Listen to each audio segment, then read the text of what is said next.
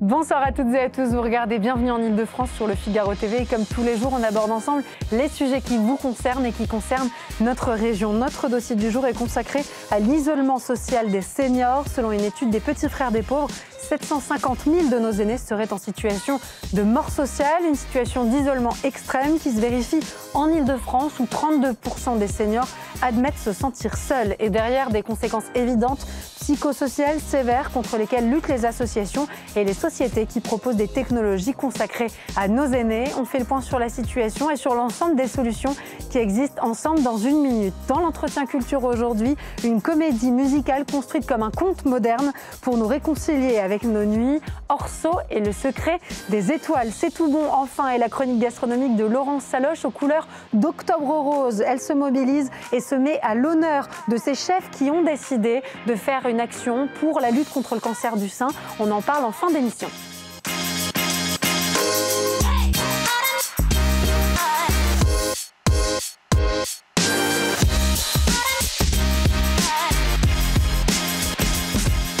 Nos seniors souffrent d'un isolement inquiétant, accentué par l'anonymat des grandes villes, une solitude qui peut basculer dans ce que l'on appelle une situation de mort sociale. Je vous propose qu'on écoute Yann Lanier, il est délégué général des Petits Frères des Pauvres. Il était sur Sud Radio le 1er octobre. Je vous propose qu'on l'écoute.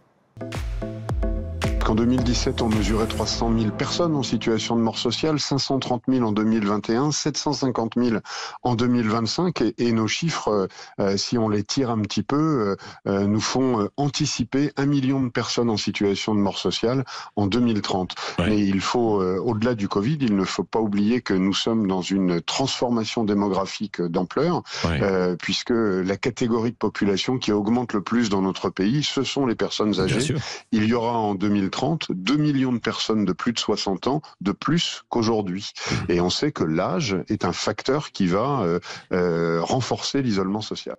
On parle de cette situation inquiétante avec nos invités en plateau et en visio. Romain Giselle, merci beaucoup d'être avec nous. Vous êtes directeur d'ADPA. Vous êtes accompagné en plateau de Raphaël Zakin, cofondateur de Spokeo, ainsi que de Jean-Baptiste Serrault, cofondateur de Colombage. En visio avec nous, Fabrice Talandier. Vous êtes directeur des territoires du développement et de l'innovation pour les Petits Frères des Pauvres. J'aimerais qu'on revienne tout d'abord sur ce terme qui est effrayant pour ceux qui nous écoutent, celui de mort sociale. Qu'est-ce qu'il implique et quelle est cette réalité? On va lire déjà peut-être la définition ensemble. Une situation d'isolement extrême des personnes âgées qui ne rencontrent quasiment jamais ou très rarement d'autres personnes. Elles vivent recluses, sans contacts amicaux, familiaux, associatifs ou de voisinage. Fabrice Talandier, concrètement, qu'est-ce que ça implique ? Bonjour. Alors, ce que ça implique d'être en situation de mort sociale, c'est que vous n'avez aucun contact avec aucun réseau non professionnel. Les seuls contacts que vous avez, c'est l'auxiliaire de vie qui peut venir au domicile, ça peut être le service de portage de repas, ou c'est le bonjour et merci de la boulangère chez qui vous allez chercher le pain. Donc vous imaginez ne pas avoir d'interaction, de discussion avec des gens qui sont là parce que c'est vous et qui vous pouvez échanger. Donc pas d'amis, pas de voisins, pas de famille et pas d'association, donc pas de bénévoles d'association qui vous rendent visite ou avec lequel vous êtes en lien. Romain Giselle, effectivement, ce chiffre... Romain Giselle, mais quelles sont finalement les conséquences de cette absence de contacts sociaux? On sait que le lien social est essentiel pour notre bien-être psychologique, mais c'est aussi vrai pour la stimulation que ça représente, cognitive notamment. Pourquoi est-ce que c'est aussi important ? Mais c'est aussi important parce que c'est bien ce que définit l'OMS quand elle définit la santé. Elle définit la santé en termes de bien-être physique et de bien-être psychique. Donc, ce qui va permettre de nourrir une journée, une fois qu'on a été accompagné pour être habillé, pour être aidé à la toilette quand on a besoin de l'être, ou avoir quelques pansements ou médicaments si on en a besoin, c'est là que démarre la journée. Et c'est là qu'effectivement, il convient de proposer aux personnes âgées qui sont, pour l'essentiel, en situation de fragilité, parce qu'il faut bien mesurer que nous parlons là des personnes les plus fragiles d'entre elles. Vous savez, une vieille dame ou un vieux monsieur qui va aussi bien que vous ou que moi aujourd'hui a des activités, a des relations sans trop de difficultés. La question, c'est effectivement... Et donc, n'est pas dans cette situation de mort sociale.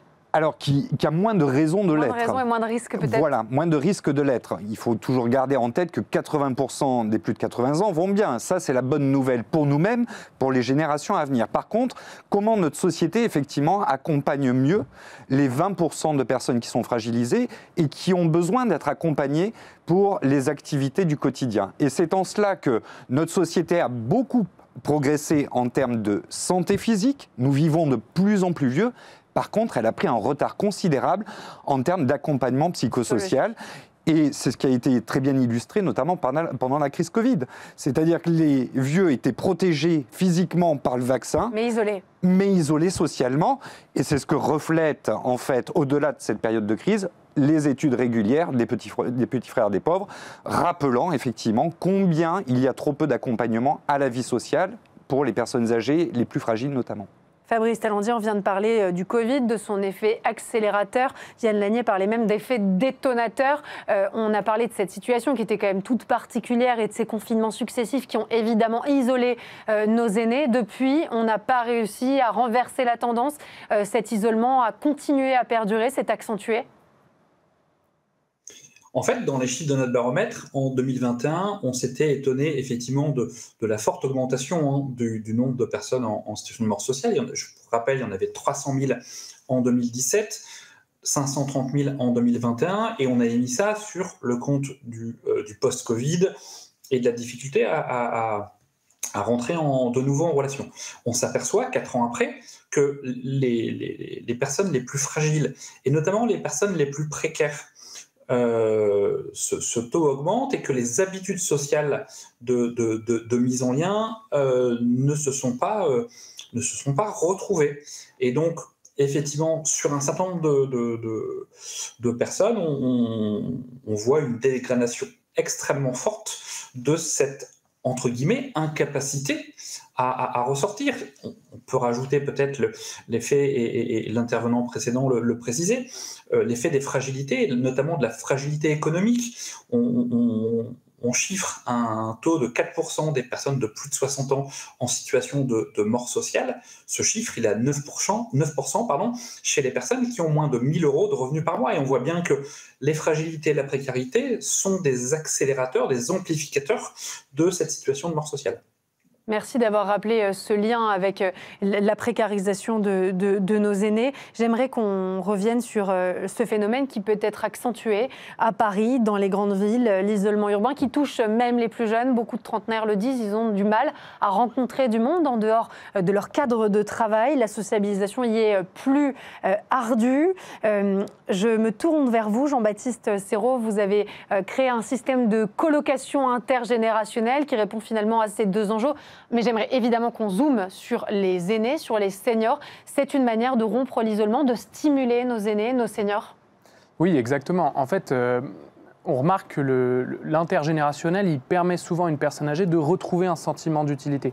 Il y a quelqu'un qui vit avec elle quand il y a une colocation intergénérationnelle et il y a finalement un fil conducteur à sa vie. Il y a un sentiment de se dire « je l'attends, il arrive, on va discuter ».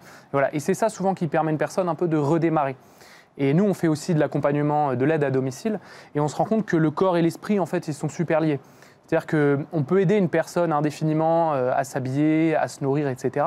Mais ce qui va faire vraiment qu'elle va être dans un climat de sérénité, de bien-être, c'est quand elle va avoir un lien social dans une certaine continuité. Et là, souvent, ce qui est intéressant, c'est qu'on voit qu'au niveau de son corps, eh bien, là aussi, ça redémarre.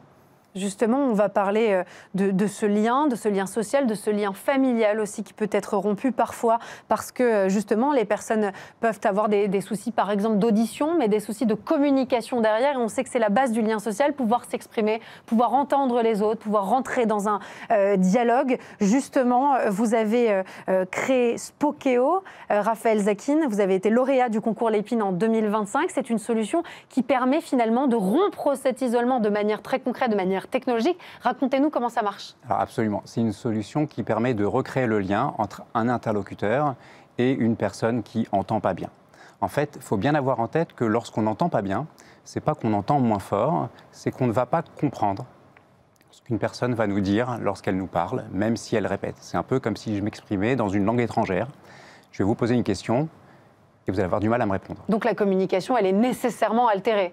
Exactement, exactement. Et c'est un problème qui est délétère autant pour la personne qui en souffre que pour l'interlocuteur, parce qu'il va falloir répéter, ça crée énormément de frustration, ça crée un malaise, ça change le niveau de relation qu'on va avoir à l'autre, parce qu'on va être obligé d'infantiliser la personne en lui parlant lentement. Donc, tout le monde en souffre. Et donc on a créé une solution qui permet de façon immédiate de rétablir la communication, tout simplement. Je vous propose qu'on regarde comment ça marche en images et en vidéo, puisque finalement, ça donne quand même à voir l'effet direct de l'innovation que vous avez développée, et c'est assez incroyable. On regarde ça ensemble, c'est Spokeo. Sifflet. J'ai pas entendu. Ok, Non. je vais vous aider avec le casque. Est-ce que vous m'entendez mieux?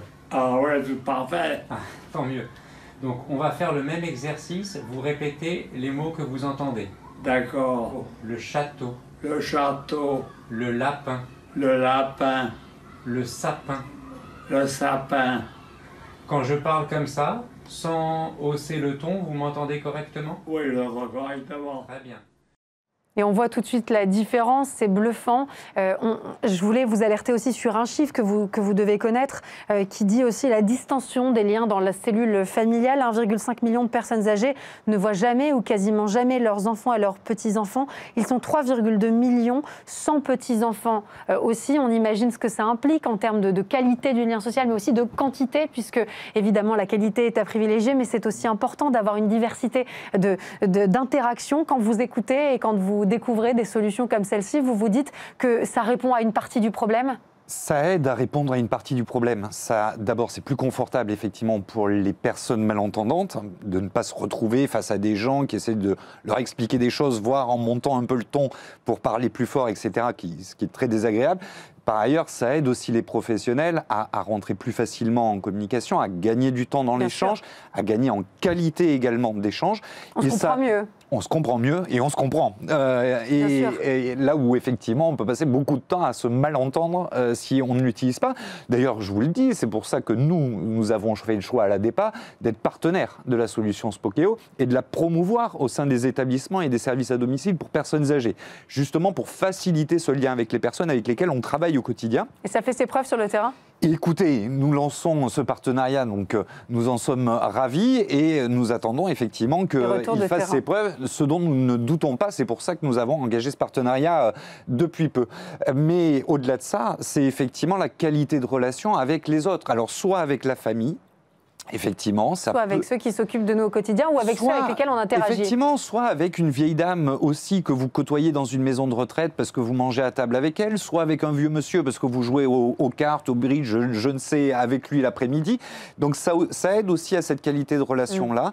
Et tout ce qui va favoriser effectivement ces échanges, c'est ce qui va nourrir en fait le quotidien de chacun, c'est de remplir sa journée de rencontres, de discussions, d'échanges et de moments qui sont agréables. On parle de la qualité de la discussion, on parle aussi de qualité de vie derrière tout ça, puisque c'est évidemment extrêmement important pour maintenir une santé qui fonctionne. Et vous l'avez dit, un psychique et un psyché qui va bien.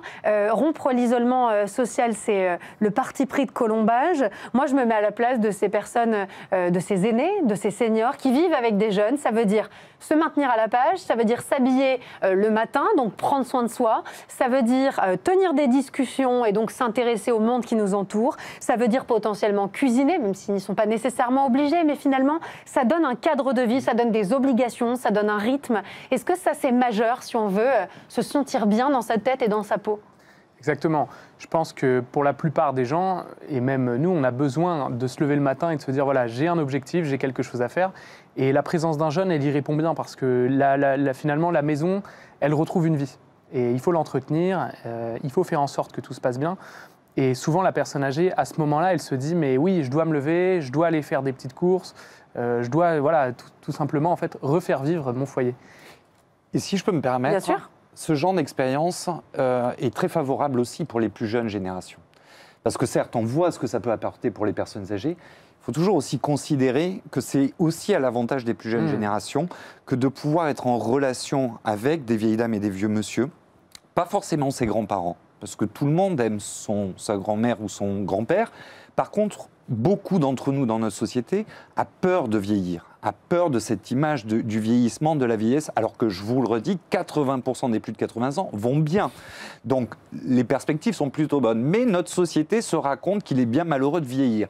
Eh bien, ce genre d'expérience peut montrer à des jeunes gens que, effectivement, même si des difficultés apparaissent avec la vieillesse, si on a la possibilité de continuer de rencontrer des gens, d'avoir des interactions, etc., eh bien oui, ces difficultés, on peut les dépasser et les temps que nous passons peuvent être heureux encore. Et donc je trouve que c'est aussi une très belle perspective pour les vieux d'aujourd'hui que de pouvoir être accompagnés un petit peu mieux, et pour les mais surtout pour les jeunes que nous sommes, voire des générations qui nous suivent, que de savoir que plus vieux, nous serons mieux également. Et donc, c'est aussi cet apport-là. Il y a un certain nombre d'expériences très rapidement qui ont été menées au sein d'établissements pour personnes âgées, d'introduction de services de crèche ou de halte garderie. Eh bien, ça fonctionne à merveille pour les vieux, mais ça fonctionne à merveille pour les jeunes, pour les plus jeunes aussi. Parce qu'ils n'ont pas cette appréhension de la personne en fauteuil roulant ou un peu handicapée, un peu différente.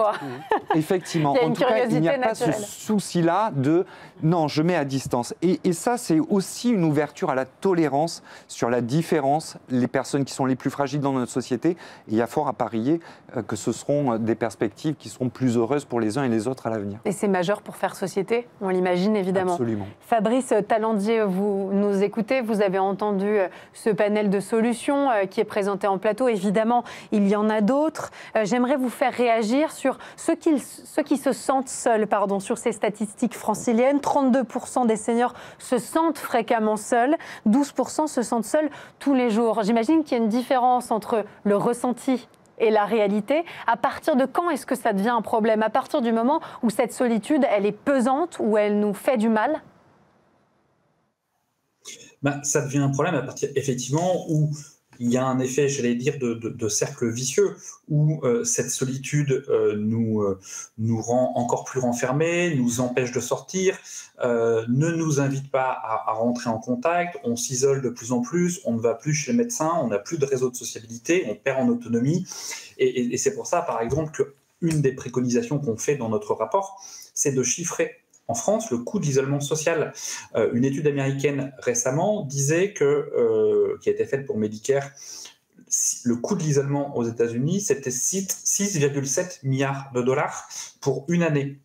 Et donc se dire, le fait de rester chez soi et d'avoir toutes les conséquences physiques et psychiques que cela peut entraîner a un coût pour la société, et que si on travaillait sur l'anticipation, la prévention, la sensibilisation, on ferait un gap énorme dans la lutte contre l'isolement. Et puis, ça permettrait aussi de préparer, j'allais dire, les générations futures. On peut parler quand même d'une forme d'agisme ambiant. On peut parler du fait que beaucoup de seniors et beaucoup de personnes âgées, notamment les plus précaires, ne souhaitent pas quitter leur domicile, et parce qu'ils ne se sont aussi pas posé la question à un moment donné. Et donc, aller en colocation ou en habitat partagé, c'est chouette. On voit des dispositifs se développer en France. Il faut d'une part qu'ils soient accessibles et d'autre part qu'ils soient accompagnés et anticipés pour qu'on ait envie d'y aller, qu'il ne soit pas trop tard au moment où on se retrouve tout seul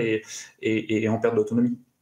Raphaël Zakin, j'imagine que vous avez benchmarké ce secteur pour proposer cette innovation, que vous avez travaillé sur les besoins, les attentes de ceux qui travaillent dans le secteur du grand âge et de ceux qui sont directement touchés, les seniors qui ont le plus besoin de ces solutions. Qu'est-ce qu'ils vous ont fait remonter? Évidemment, la question de la communication. Effectivement, on a un petit peu benchmarké. Pour la petite histoire, ça fait quasiment une vingtaine d'années qu'on intervient avec mes deux associés auprès des personnes âgées dépendantes. On s'occupe de leur vision, on s'occupe aussi de leur audition. Et c'est parce qu'on a vu des situations qui étaient frustrantes pour ces personnes, qui étaient frustrantes pour tout l'environnement autour de ces personnes, c'est-à-dire les aidants, familiaux ou professionnels, mais également tous les professionnels de santé qui gravitent, tous les établissements qui les reçoivent, et qu'on a vu cette frustration permanente, qu'on a développé cette solution. En fait, il y a quelque chose qui paraît évident, c'est que lorsqu'on avance en âge, on perd de l'audition. Ça, tout le monde le sait. Au final, c'est 70% des personnes de plus de 65 ans qui entendent moins bien. En revanche, ce qu'on ne sait pas, c'est que 60% des personnes qui ont une perte d'audition ne portent pas d'appareil auditif. Voilà, ça paraît surprenant, mais en fait, il y a plein de raisons. La première, c'est le déni. Alors, moi, j'entends très bien, c'est gentil, c'est les autres qui parlent trop vite ou pas assez fort. On en connaît tous. Ouais. Oui, c'est clair, ça parle à tout le monde. La deuxième... Le quoi ? Oui, exactement. Ça fait pas mal. Hein. Il y a le refus. Il y a beaucoup de personnes qui refusent d'avoir quelque chose dans l'oreille pendant toute la journée parce que ça gêne, parce que ça... C'est un cap à franchir, pardon, mais c'est quelque chose qui va devoir nous accompagner ensuite oui, toute la vie. Exactement. Mais il y a aussi beaucoup de personnes qui ont des appareils ou qui en ont eu un temps et malheureusement, elles ne peuvent plus les manipuler, les entretenir. Il faut changer les piles. Lorsqu'on devient un petit peu dépendant ou qu'on a des problèmes de manipulation, de préhension, on ne peut pas les mettre. Il faut aller les faire régler chez l'audioprothésiste. On les perd. On perd beaucoup. Ouais. Et donc, on se retrouve dans cette situation qui est délétère, véritablement, parce que ne pas entendre, c'est vraiment être coupé du reste du monde. Donc, encore une fois, c'est terrible pour ces personnes-là, mais c'est tout aussi terrible pour la fille qui doit parler à sa maman, qui doit lui dire... qui doit lui raconter des choses. Au final, les discussions deviennent ultra laconiques, très pauvres, et on perd véritablement l'échange.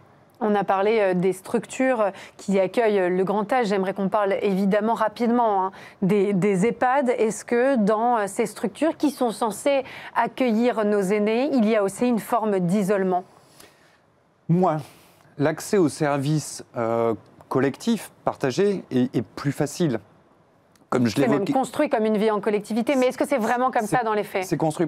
D'abord, vous avez du personnel 24 heures sur 24, ce qui n'est pas le cas à domicile, ou alors pour quelques personnes qui ont des très grandes fortunes et qui peuvent se permettre d'avoir quelqu'un 24 sur 24 à domicile. Mais ensuite, vous avez, au-delà du temps de professionnel, vous avez des temps d'activité. Aller dans un salon de coiffure, s'il y en a un dans l'établissement, c'est plus facile. Aller dans une boutique acheter quelques produits de toilette, quelques piles pour son appareil auditif, c'est plus facile si la boutique est installée au sein de la structure. Je caricature un peu, pardon, mais là, vous nous parlez d'un tissu, finalement, social qui est construit autour de nos seniors pour les accompagner, les aider médicalement, socialement. Si ce lien, il est perçu comme à contre-cœur, il y a beaucoup de personnes qui disent « je ne veux pas aller en EHPAD ». On imagine que c'est une des raisons pour lesquelles ils choisissent aussi la colocation intergénérationnelle. Et ils se retrouvent pris dans ces relations sociales non désirées. Alors, est-ce que du coup, ça génère quand même un isolement ? Il ne le faut pas. D'accord. Il ne faut pas qu'elles soient non désirées, ces relations. C'est en ça que, si vous voulez... Je caricature volontairement. Hein. Je l'entends bien, mais vous avez raison, ça m'oblige à préciser le propos. Le gros avantage de l'établissement pour personnes âgées, au-delà de tout ce qu'il convient d'y revoir, parce que clairement, les gens ne veulent pas aller en EHPAD. Par contre, si on leur demande s'ils veulent rentrer en résidence-service, c'est un peu mieux. Là, la question n'est pas la même. Et effectivement, la réponse n'est pas la même. Très souvent, l'idée du domicile chez soi, quand on reste... Vous savez, à domicile, il y a des statistiques qui montrent qu'on y reste 23 heures sur 24 seul. Vous avez une demi-heure de passage soignant le matin, une demi-heure le soir. Le reste de la journée, vous êtes seul à domicile. C'est bien ce que montre l'étude des petits frères des pauvres pour les cas les plus inquiétants. Donc, le domicile seul, ce n'est pas la panacée. L'établissement, aujourd'hui, clairement, le modèle EHPAD ne convient pas à la population française. Et donc, il faut s'inspirer d'autres solutions. Des résidences-services qui se développent, ce qu'a fait notamment le Danemark. Le Danemark qui évalue ses politiques publiques, à un moment donné, les Danois ont dit « on ne veut plus des établissements type EHPAD ». Les Danois ont dit « très bien, on va arrêter de faire des EHPAD ».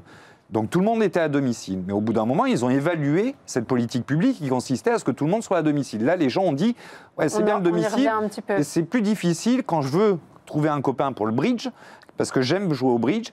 Si je suis dans un établissement où au rez-de-chaussée, il y a une salle d'activité avec du bridge, c'est plus facile que si je dois prendre ma voiture que je n'ai pas. » Donc, ou que je ne peux plus conduire. Ou que je ne peux plus conduire. Par contre, effectivement, il ne faut pas que la séance de bridge soit imposée quand vous habitez en établissement. Il faut que ce soit une proposition de service. Un plaisir, donc. Et oui. Et on comprend bien que, par exemple, la colocation intergénérationnelle, c'est l'étape finalement d'avant, c'est le moment où on se sent encore assez bien pour être chez soi, pour accueillir finalement un étudiant, mais où on retarde aussi le vieillissement et psychologique et physique. Oui, c'est exactement ça. L'objectif, c'est de vivre le plus longtemps possible chez soi, quand on le souhaite, quand c'est possible. Et souvent, ça se combine très bien, justement, avec des auxiliaires de vie qui vont s'occuper des soins du corps. Le jeune, lui, va s'occuper donc des soins de l'esprit, en quelque sorte. C'est ce qu'on aime bien leur dire. Avec un petit peu de formation pour le jeune, bien sûr, en fonction du profil de la personne âgée, si elle est très âgée ou pas. Et ensuite, voilà, on les laisse libres. Et nous, ce qu'on aime bien faire, c'est rassembler un jeune et un moins jeune selon leur goût commun, en fait, si vous voulez. Donc, quand on a un vieux monsieur qui aime bien le foot, on lui trouve un jeune qui aime bien le foot, parce qu'on sait que le dimanche soir, ils vont regarder le match ensemble à la télé. Donc, c'est toutes ces petites connexions qui, je pense, permettent à ces personnes âgées de retrouver ce sentiment d'utilité, de se dire « mais il faut que je lui raconte ça ». Et puis, comme vous l'avez dit, le jeune aussi, un jeune qui arrive dans une nouvelle ville, qui est un petit peu perdu, il en apprend beaucoup. Ça a été mon cas. Moi, j'ai été en colocation au tout début de mes études. Et je dirais que ça m'a fait gagner 5 ou 10 ans de vie, en fait. On espère que c'est pareil pour l'aîné avec lequel vous étiez. Et on imagine que ça donne évidemment de très belles histoires et de très belles relations. Vous l'avez dit, c'est important de réussir à tisser des liens avec des personnes qui ne sont pas nécessairement de notre famille, parce que ça nous apprend beaucoup sur nous et sur nous en tant que société. Un dernier chiffre qui est, je trouve, très effrayant sur le taux de suicide de nos seniors. Des 85-94 ans, il était de 35,2 pour 100 000 en 2022. C'est absolument énorme. Et surtout, ça dit quelque chose du mal-être et de la tristesse. Enfin, c'est la tranche de la population la plus sujette au risque suicidaire. Vous avez parfaitement raison d'insister là-dessus. Et là, très clairement, qui est lié à plusieurs éléments. Les précarités, les fragilités qu'on a évoquées un peu plus tôt, et très clairement également la question de l'agisme, qui est cette discrimination à l'égard des plus âgés. Qui peut conduire au suicide. Mais qui peut conduire à ce sentiment d'inutilité, voire de poids pour la société. Et du coup, oui, de conduire aux solutions. Il y a le poids pour les enfants, il y a le poids pour la famille. Voilà. Si je peux me permettre une digression par rapport à tout à l'heure, vous disiez que les gens ne veulent pas aller en EHPAD. Les EHPAD sont des établissements qui sont médicalisés. Personne n'a envie d'être malade, personne n'a envie d'aller à l'hôpital. Il y a juste que, dans certains cas, il n'y a pas tellement de solutions. Effectivement, les résidences seniors, c'est mieux, c'est bien, lorsqu'on est encore capable, lorsqu'on n'a pas un niveau de dépendance très important, lorsqu'il n'y a pas une pathologie type Alzheimer qui est très très lourde et qui entraînerait des fugues. Mais parfois, la solution de l'EHPAD s'impose, c'est ce que vous dites. Moi, je suis en EHPAD tous les jours. Il y a beaucoup de gens, on casse du sucre sur le dos des EHPAD, on voit, on l'entend. Il y a beaucoup de gens qui sont souriants en EHPAD. Il y a beaucoup de gens qui font un boulot de dingue en EHPAD. Il y a aussi des gens qui sont malheureux, mais comme partout malheureusement. Oui, puis vous l'avez dit, ça s'ajoute à des situations physiques qui sont dégradées et à... des syndromes dépressifs. Très important chez la personne âgée. On parlait de suicide, mais le syndrome dépressif. C'est en ça qu'il faut transformer les établissements. C'est qu'effectivement, ça ne peut pas être que des lieux où vivent des gens en très grande difficulté. Et effectivement, il doit y avoir beaucoup plus de mixité, beaucoup plus d'accompagnement et notamment de soutien psychologique. Ça, c'est un des accès facilités en termes de services au sein d'un établissement. Vous avez des psychologues sur l'ensemble des établissements. Alors, en nombre et en temps insuffisant, l'ADEPA continuera de le demander, mais à ce qu'ils soient plus nombreux. Mais très clairement, quand vous êtes seul à domicile, accéder à des services de psy, c'est extrêmement compliqué. Ouais, c'est le temps qu'il faut dans les déserts médicaux, notamment en Île-de-France, pour obtenir un rendez-vous chez le médecin, encore plus chez un spécialiste qualifié. Merci beaucoup à tous les trois en plateau. Merci également à Fabrice Salandier d'avoir été présent avec nous en visio pour discuter de cette solution d'isolement de nos seniors. Un grand merci à tous les quatre et on passe maintenant à l'entretien culture.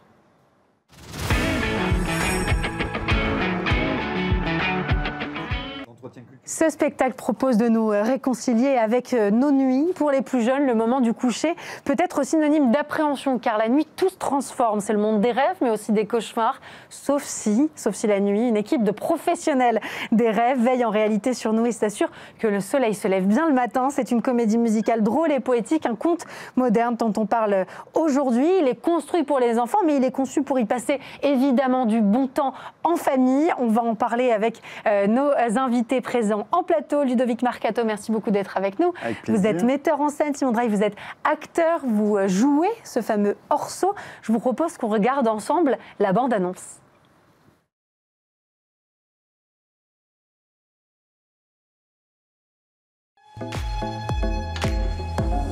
Pendant que nous dormons, là-haut dans le ciel, une équipe de professionnels pas comme les autres veille sur nos nuits. Mais un jour, tout bascule. Le sable magique du marchand de sable a disparu.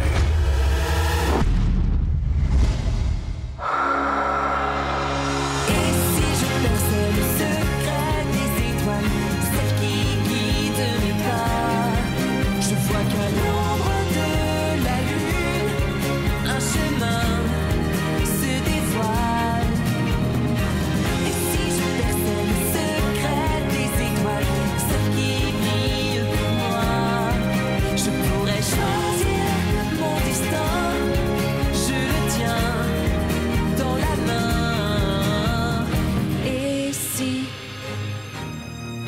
C'était à moi de tout écrire.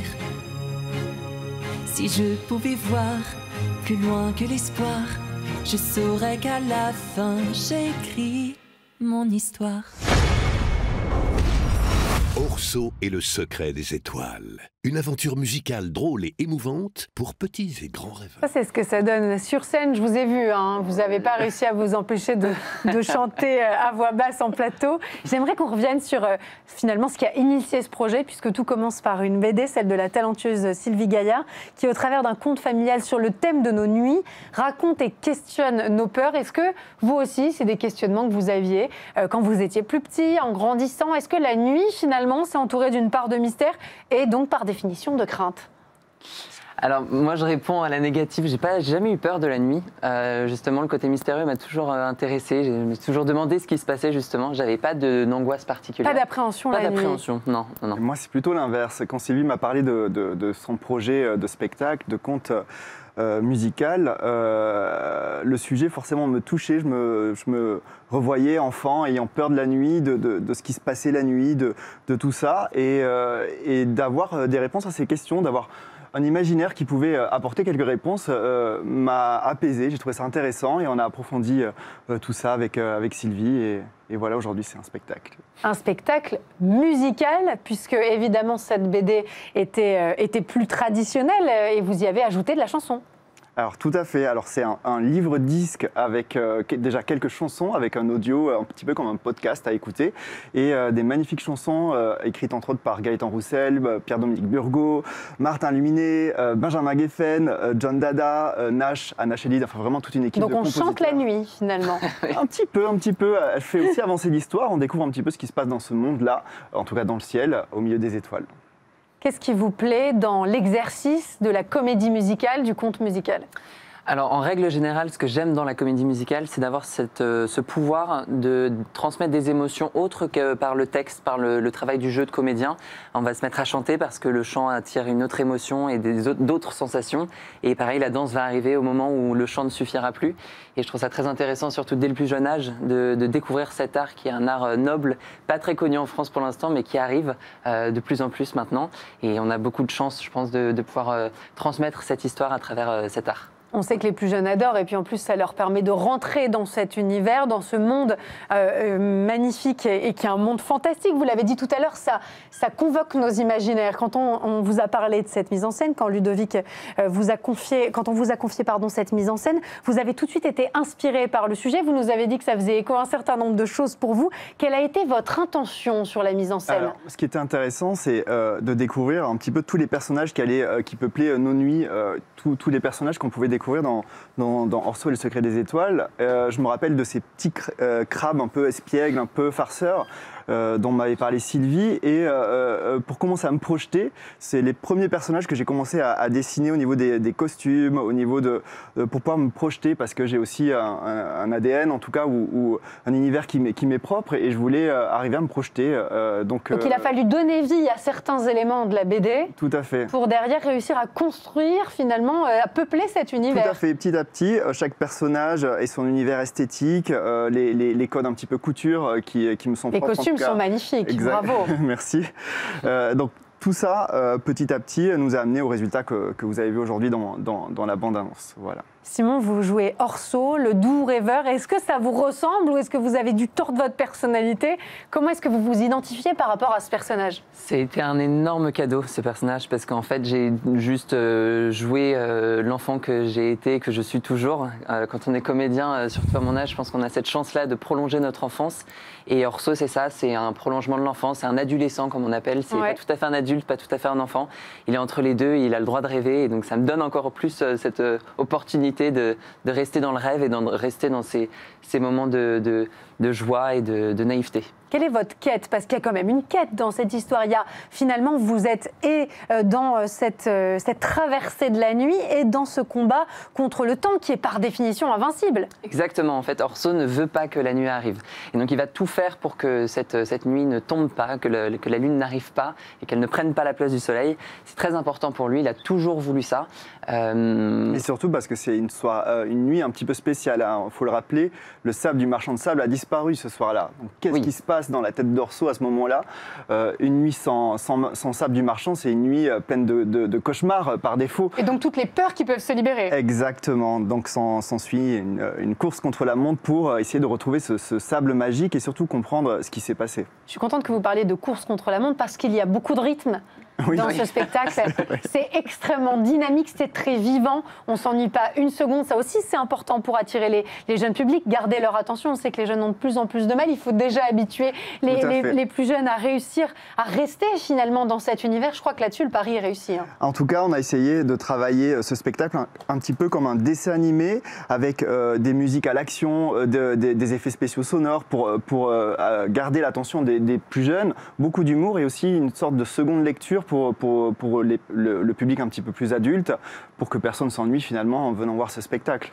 Personne ne s'ennuie, ça je vous le confirme absolument. Et j'aimerais qu'on parle aussi des thèmes qui sont évoqués, parce qu'on parle de nos peurs, on parle de la confiance en soi, on parle de la tendresse, de la solitude, du regard de l'autre. Ce sont des thèmes auxquels on est tous confrontés dans des proportions différentes et sur des thématiques qui nous sont évidemment très intimes. Mais c'est autant de sujets qui gravitent autour de tout un chacun. Est-ce que quand finalement vous incarnez ce personnage, ces peurs, ces doutes, ces craintes que vous le confrontez au réel, vous vous dites qu'il y a un pouvoir d'identification qui est fort pour le public? Bien sûr, et surtout, on parle de jeunes publics, donc je pense que c'est très important de le rappeler. Les enfants, dès le plus jeune âge, ont ces problèmes-là aussi. C'est des problèmes de société qui touchent les parents, donc les enfants de surcroît. Et je pense que c'est très intéressant pour les enfants de voir un jeune, alors pas tout à fait de leur âge malheureusement, mais qui s'exprime de la même manière qu'un enfant, exposer ces sujets-là de vie, des problèmes de confiance, des problèmes d'assurance, de représentation de sa personne par rapport aux autres. Et je trouve ça très intéressant pour les enfants, justement, de se sentir encore plus concernés et donc plus touchés, et pourquoi pas ouvrir des sujets de discussion avec eux. Tout à fait, c'est aussi le pouvoir du spectacle vivant. On touche des milliers de personnes tous les jours à travers un spectacle qui est là pour divertir avant tout, mais si on peut faire passer des messages, apporter un peu de réconfort, de soutien, c'est aussi ça la magie du spectacle. Comment justement dans la mise en scène on évoque ces thématiques finalement qui peuvent être lourdes, tout en gardant cette folie, cette magie, cet imaginaire que vous cultivez, qui est présent dans les costumes, dans les décors, et puis dans l'intention. Ce qui est important, c'est en tout cas, de faire les choses avec sincérité. Quand j'imagine la mise en scène, les moments, les scènes, je me mets à la place du spectateur, ou en tout cas je vais chercher au fond de moi ce qui est de plus sincère, ma sensibilité. Donc parfois les messages passent à travers de la poésie, à travers d'une image. On dit que c'est onirique, on parle d'un conte. Est-ce que vous êtes d'accord avec cette idée, celle plutôt d'un conte musical que d'une comédie musicale? Oui, il y a quand même les codes. Il y a quand même les codes d'une comédie musicale, parce qu'on alterne entre scène et chansons chantées. Ce que vous disiez très bien tout à l'heure. Tout à fait. Mais c'est avant tout un conte et un conte onirique. On est là pour rêver et passer un beau moment merveilleux. Et rencontrer une palette de personnages extrêmement intéressante. Et donc, le public gravite avec nous autour d'un univers, dans les nuages, dans le ciel. À travers ces rencontres avec ces personnages, on se rend compte de la quête d'Orso et de tous ces personnages-là. Et donc vraiment, cette quête onirique est représentée par ça, cette succession aussi de présentations de personnages qui permettent aussi de renforcer une camaraderie entre les personnages et le public. L'humour est aussi très présent. On peut aussi faire passer des messages à travers des blagues. Justement, je trouve que le dosage est intéressant parce qu'il y a beaucoup de sensibilité. On a dit que c'était plutôt un univers onirique. On a dit que ça faisait réfléchir aussi sur des thèmes importants. Et pourtant, vous avez réussi aussi à apporter du comique. Oui, c'est un sacré challenge. Oui, parce que c'est assez rare finalement de réussir à mélanger ces trois ingrédients.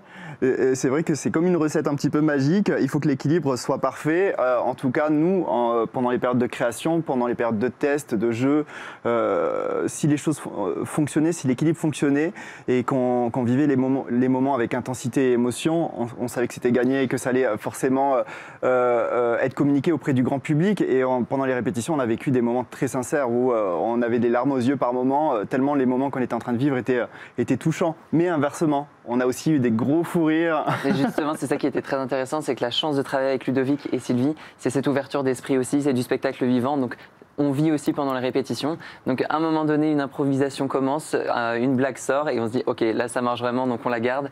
Et c'est ça qui était très intéressant aussi. Il y a des choses qui se sont construites au fur et à mesure et en travaillant ensemble en équipe. Moi, je note aussi une volonté d'émerveiller avec cette inspiration géniale du côté des décors, celle du kirigami. C'est un art japonais qui consiste à superposer des découpes de papier. Ça nous donne vraiment l'impression d'être plongé dans un autre univers. Je note aussi tous ces effets visuels, la fumée mystérieuse, les scintillements, les bulles. Il y a quand même vraiment un côté hyper gourmand pour les enfants. Il y a un peu tous les codes finalement de la fantaisie, de nos imaginaires qui sont convoqués et en fait on s'offre une parenthèse enchantée si on y va. Oui, c'est exactement ça, mais aussi, sans oublier les petits codes du contemporain. Je me nourris beaucoup de l'art contemporain et quand j'ai imaginé ces décors kirigami, ça me faisait penser à une esthétique assez douce qu'on pouvait retrouver parfois dans certains musées. Pareil pour les décors lumineux en ligne line art. Oui, il y a beaucoup de néons lumineux, c'est ce que vous appelez line art, tout à fait. Oui, exactement, c'est l'art de dessiner à partir d'un trait. Donc j'ai trouvé ce moyen d'intégrer tout ça dans un décor et dans une scénographie qui peut être amusante aussi pour les enfants et qui peut aussi plaire aux adultes. Et ce qui crée aussi un pont en plus entre le côté un peu dessin animé qu'on peut retrouver dans les personnages et en plus l'idée de ce livre qui a été conçu aussi à côté. Et donc je trouve que le pont est très beau entre le spectacle sur scène. Il faut commencer par quoi? Il faut commencer par le livre ou il faut commencer par... Moi, je dirais le spectacle. Il n'y a pas de bonne ou de mauvaise méthode. Les deux fonctionnent parfaitement. Les deux parfaitement. Un dernier mot, puisque j'ai dit depuis le début que c'était un spectacle quand même qui avait été conçu pour les jeunes publics. Je sais que c'est évidemment quelque chose que les adultes peuvent aller voir, peuvent apprécier. Comment est-ce que vous l'envisagez, vous? Est-ce qu'il est avant tout pour les plus jeunes ou est-ce que finalement c'est pour les familles et évidemment les enfants se régalent? Je pense qu'il est important que notre enfant intérieur en tant qu'adulte puisse être nourri pendant le spectacle. Donc on retrouve sa part d'enfance finalement. C'est certain. Il faut la laisser venir, en tout cas naturellement, en venant voir le spectacle. Et je pense que ces doubles écritures, toutes ces petits clins d'œil à l'âge adulte sont aussi intéressants pour les... Bien sûr, les enfants seront extrêmement émerveillés par ce spectacle. Et j'ai un exemple très concret. Mes parents sont venus à la première... Sont-ils parfaitement objectifs? Je pense que oui, parce que moi, si j'écoute mes parents, je suis persuadée qu'ils ne le sont pas. C'est possible. Non, je plaisante. Mais on a quand même envie de savoir ce que pensent vos parents. Mais mes parents ont été émerveillés. Alors pas pour moi, ils étaient très heureux et très fiers, mais c'est pas le sujet. Le sujet, c'est qu'ils sont arrivés avec aucune attente et ils sont ressortis en m'ayant dit on a rêvé pendant 1h20, on a rêvé. Et donc ils ont réussi à retrouver leur enfant, leur âme d'enfant, à eux, dans ce spectacle Orso et le secret des étoiles. Et vous avez emmené le livre musical avec ce CD inclus, vous l'avez dit tout à l'heure. Merci beaucoup à tous les deux d'être venus nous en parler sur le plateau de Bienvenue en Ile-de-France. Et on passe tout de suite à la chronique gastronomique de Laurence Aloche. C'est parti.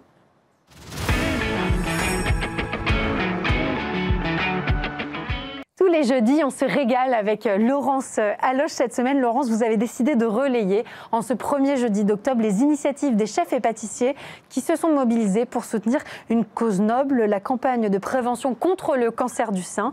On retrouve plusieurs noms réputés, notamment au sein d'une opération qui s'appelle « Du rose dans vos assiettes », en clin d'œil à Octobre Rose. Dites-nous-en un petit peu plus. Oui, alors bien sûr, il y a toujours des esprits un peu cyniques qui vont dire qu'il y a une forme d'opportunisme. Moi, non, et je dis vraiment que ce type de campagne qui est mondiale mérite vraiment qu'elle soit soutenue. Et tant mieux s'il y a des chefs, nous avons des chefs et nous avons quelques pâtissiers qui se mobilisent, notamment pour cette opération qui s'appelle Du rose dans vos assiettes. Vous verrez que chaque personnalité, soit à titre individuel, soit à titre collégial, est en général en partenariat avec une association. Là, en l'occurrence, c'est l'association Tout le monde contre le cancer. D'accord. Qui se met souvent en relation avec l'Échappée Rose. Ils organisent des Échappées Roses qui sont un institut en fait, de bien-être itinérant qui intervient dans les hôpitaux pour dorloter ces patientes qui en ont bien besoin. Alors, vous avez plusieurs noms assez connus pour cette opération et tant mieux parce que moi je trouve que le monde de la restauration se mobilise mais ça reste encore un peu modeste à mon avis. Donc, vous avez Anne-Sophie Pic qui à Valence, dans son bistrot, fait un dessert dédié, un dessert généralement à la rose. On va retrouver des ingrédients assez communs. La rose, le pamplemousse, la vanille, on comprend pourquoi, parce que ce sont des teintes assez douces, nacrées, et puis le rose, évidemment. Mais vous avez aussi Amandine Chéniaud, vous avez des hommes, bravo messieurs, que ce soit David Galliède ou Julien Duboué. Vous avez, si vous voulez soutenir cette action, vous pouvez aller sur le site de Claire Hetzler, c'est Hetzler et producteur, parce qu'elle attache beaucoup d'importance aux producteurs avec lesquels elle travaille, qui a réalisé, alors elle, un gâteau spécifique, qui est une dacquoise aux amandes, avec un joli crumble, et puis à l'intérieur, vous avez une marmelade de coin, ce fruit qui est très ancien, qu'on utilise assez peu en pâtisserie, et c'est bien dommage, parce qu'il est floral, il a une grande douceur et une grande subtilité. Et c'est un très joli gâteau dans lequel nous avons aussi une mousse donc légère à la rose. Et sur les 8 € de la petite part individuelle, 1 € est reversé à l'association. Vous avez d'autres intervenants. Je pense à Aléno et Rivoire, les chocolats. Alors eux, ils ont le petit trèfle qui est de couleur rose. Okay. Vous avez Oritz, vous avez une madeleine qui est au pamplemousse. Vous avez Bistrot Benoît. Il y a Kelly Jolivet qui est la chef, qui est une très très bonne chef, qui elle fait également un dessert avec du pamplemousse et de la vanille. Joli. Enfin voilà, je vous engage réellement à vous régaler en faisant un joli geste. Mais il y a vraiment du choix en plus, on peut vraiment se faire plaisir et faire plaisir à ceux qu'on aime ou qui sont on régale et on fait du bien. On se fait du bien et on fait du bien et surtout, c'est l'occasion quand même de rappeler, mesdames, à partir de 50 ans, on fait une mammographie, on y va, c'est indispensable parce que l'important c'est de dépister cette maladie en amont le plus tôt possible. Les chances sont vraiment démultipliées à ce moment-là. Vous avez raison de le préciser et de faire un peu de sensibilisation à l'occasion de cet Octobre Rose. Certains établissements, il faut le dire, sont très fidèles à cette campagne. C'est le cas du Peninsula à Paris qui fait généralement les choses en grand. C'est normal, c'est un palace. C'est un palace. Ils ont prévu cette année. Eux, ça fait 11 ans. C'est vraiment depuis l'ouverture. Alors on a eu notre Tour Eiffel, vous avez vu ça le 1er octobre. Alors eux, façade rose, c'est absolument superbe. Et puis ils ont alors plusieurs initiatives au sein de l'établissement. Ils ont notamment eu recours au talent d'un artiste qui est illustrateur et architecte et qui s'appelle Guillaume Sardin, qui est un jeune homme bourré de talent. Et vous allez trouver dans différents espaces de ce palace ce dessin d'une femme qui est voluptueuse, qui est tout en douceur. On a des courbes. C'est vraiment un joli dessin qu'on va retrouver d'ailleurs sur un menu qui sera proposé pour le 8 octobre, mercredi 8 octobre, qui est un dîner caritatif. Ah, c'est le Gala des Bonnes Fées. Exactement, parce que l'association, c'est l'association des Miss France. Et donc vous aurez ce dîner caritatif. Et puis David Bizet, qui est le chef 2 étoiles de l'Oiseau Blanc, qui est tout en haut dans l'étage du palace, sur la terrasse, qui est une très très belle table également. Lui va signer pour son restaurant un dessert qu'on retrouvera, alors qui est très original. C'est une rosace avec des radis fermentés, de la framboise, un granité de framboise. Et puis il y a même, alors je ne sais pas ce que c'est, mais c'est une meringue lactique.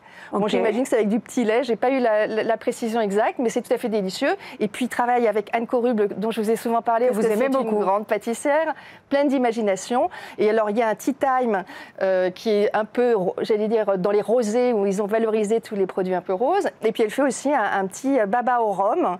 Enfin, non, je dis au rhum, lapsus, infusé au gin. Non, on change un peu de la tradition avec des agrumes. C'est un peu plus doux, il faut savoir que entre les pâtisseries, etc., on est entre 1 et 2 € qui sont vraiment reversés à l'association dont vous parliez, qui est l'association des Bonnes Fées. Donc encore une fois, on se fait plaisir et on fait du bien aux autres. On reste sur les gourmandises sucrées avec la maison Merthe et ses éditions limitées. Là encore, on a l'embarras du choix. Moi, j'adore cette maison. Ouais, on est chez les Lillois. Alors, le Lillois est généreux. J'adore les Lillois. Ils ont fait plein de choses. Alors, vous avez des bonbons, vous avez tout ça rose. On est vraiment sur Octobre Rose. Rose. On voit la vie en rose quand on font des gaufres roses. La porte de chez Merthe. La gaufre, alors elle n'est pas rose, elle reste à la vanille, qui est vraiment, vous savez, cette gaufre toute plate qu'adorait le Charles de Gaulle, le général de Gaulle. Et alors elle est à la vanille, mais en revanche, elle est dans une jolie boîte avec le ruban rose de cette campagne. Et puis vous avez un entremets qui a été réalisé à cette occasion. On parle de séries limitées, ce sont vraiment des petites éditions qui ne sont vendues que pour le mois d'octobre. Alors c'est un entremets qui est à la framboise, au citron, à la vanille, fève tonka, mascarpone. Tout ça est soutenu par des biscuits à la cuillère et puis un petit croustillant sablé praliné coco. Ça fait envie. Et ils ont même une boîte de thé qui est... Thé à la rose. Bah oui, thé à la rose, évidemment. Il coche toutes les cases. Il coche toutes les cases. Autre maison fidèle à son engagement depuis 10 ans, c'est Cusmiti, qui reverse, elle, l'intégralité des bénéfices d'un thé solidaire à l'association Ruban Rose. C'est quoi cette édition spéciale? Il est à quoi ce thé? Alors là, il faut souligner quand même 100% reversé. Oui, c'est rare. Du chapeau. Ouais, oui, parce que là, on parlait d'un ou 2 euros. 1, 2, 3 euros, voilà. Mais là, pour le coup, c'est sans ambiguïté. La petite boîte, c'est 18,20 €. Donc, c'est 18,20 € qui vont à l'association directement. Mais je connais cette dessinatrice. Il est composé... Alors, on commence peut-être par la composition ou vous préférez la boîte? Vous avez raison. On commence évidemment par la composition. Bon, la composition, c'est un thé vert bio avec des feuilles de menthe et puis on retrouve les arômes naturels de la rose. Donc, on est sur du classique. Et effectivement, j'aime beaucoup comme vous cette boîte parce qu'elle est dessinée par Agathe Sorlet, qui est une jeune femme bourrée de talent. Et alors moi, ce que j'aime beaucoup, c'est la façon dont elle a dessiné ces femmes, qui sont des femmes en mouvement, qui sont des femmes actives, et leur poitrine est recouverte comme ça de fleurs toutes pleines de tendresse, de poésie et puis d'humour. Elle est douée, cette fille. Ouais, et voilà, là pour le coup... Et donc vraiment, le prix de cette édition, 18,20 € intégralement reversé à Ruban Rose. Voilà, ils ont un slogan, ils disent, voilà, chaque tasse compte. Et bien sur cette petite boîte, vous pouvez faire une 50aine de tasses. Chez soi aussi, on peut avoir un petit geste solidaire en agrémentant un repas d'une touche de rose. Vous nous en proposez deux produits, un qu'on connaît bien et un autre plutôt pour le coup très insolite. Oui, alors je vais vous dire tarama. Et là, vous allez me dire, ouais, mais enfin, le très bon tarama. Le très bon tarama, je suis désolée, il n'est pas rose. Hein. Il n'est pas rose. Il est gris. Effectivement, il est un peu beigeasse. Il est beige-gris. Alors après, il peut être coloré, hein, il peut quand même avoir, et notamment, il peut être coloré avec les œufs de truite. Comme je suis allée chercher de façon obstinée tout ce qui était de couleur rose. On peut aussi le colorer à la poudre de betterave, ça existe. Mais la très bonne idée, c'est de choisir le tarama aux œufs de truite. Moi, il y a une maison que j'aime beaucoup pour le tarama, qui est le comptoir du caviar. Ils font du caviar, mais vraiment, sur tous les taramas qu'ils proposent, c'est une qualité et un rapport qualité-prix que je trouve assez imbattable parmi les grandes maisons qui en fournissent. Et de qualité. Et de qualité. Et là, vous avez alors plusieurs façons de le déguster, je trouve intéressant. Vous le mettez blini classique, vous pouvez tiède, c'est mieux. Et puis vous pouvez aussi le mettre sur une tranche de concombre, si vous voulez être très raisonnable, ou sur des petits choux que vous allez garnir de ce tarama. L'autre produit très insolite, je brûle. Très insolite. J'ai peur.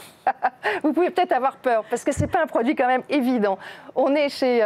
c'est un sorbet d'apéritif. Et nous sommes donc chez... Au saumon ? Au saumon. On est chez Gérard Thorin, qui est meilleur ouvrier de France, glacier.